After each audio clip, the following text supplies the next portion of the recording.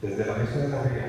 y también en nombre de la familia de José Pablo, queremos agradecer las muestras de apoyo recibidas por la pérdida de que ha estado concentrando esta agrupación ciudadana en este pleno del Ayuntamiento de Huelva.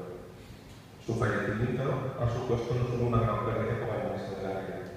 sino también para la ciudad, que pierde a uno de sus representantes y a un luchador que amó profundamente a Huelva. Para nosotros y para muchos huelvaneses ha desaparecido un referente que siempre defendía a Huelva y peleó por un futuro mejor para esta ciudad, un futuro alejado del modelo actual basado en la industria química obsoleta y altamente contaminante que aporta muy poco al desarrollo de la ciudad, asfixiada por la contaminación en sus efectos y por el desempleo. José Pablo soñó que otra Huelva es posible, que recuperábamos la avenida Francisco Montenegro para los huelvenses, que la ciudad salía a la ría, que pasaba a ser una calle más de Huelva, que las tarifas secuestradas y cerradas bajo miles de toneladas de portugueses se denunciaban, que rehabilitábamos y reutilizábamos aquellos edificios con un valor artístico e histórico que a fecha de hoy siguen abandonados, que se mejoraban las comunicaciones de esta ciudad de forma razonable y sostenible, sin falsas promesas, y que nuevas inversiones llegaban a una victoria de Huelva.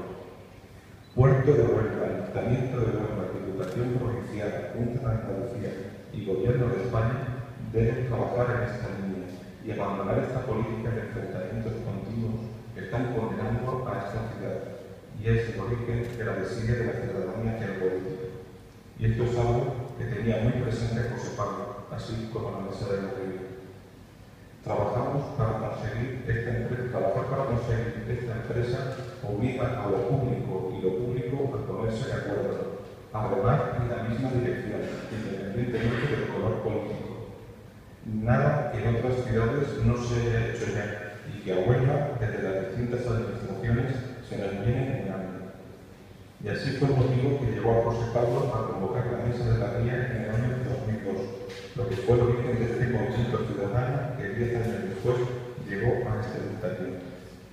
Sus compañeros y compañeras de la Mesa de la Ría vamos a seguir defendiendo sus sueños y divulgando su legado, porque creemos que es necesario seguir su línea de trabajo en este pleno, con un representante real de la Mesa de la Ría, que es lo que legítimamente corresponde y lo que votaron más de 3.300 onubenses, además de ser el propio deseo de José Pablo y de su familia. Todo lo que suponga que el sustituto o sustituta de José Pablo en el ayuntamiento no sea un miembro de la Mesa de la Ría nos parece una inmoralidad y una estafa democrática, así como un engaño a más de 3.300 onubenses. Por tanto, apelamos al sentido común y de la responsabilidad de quien corresponda para que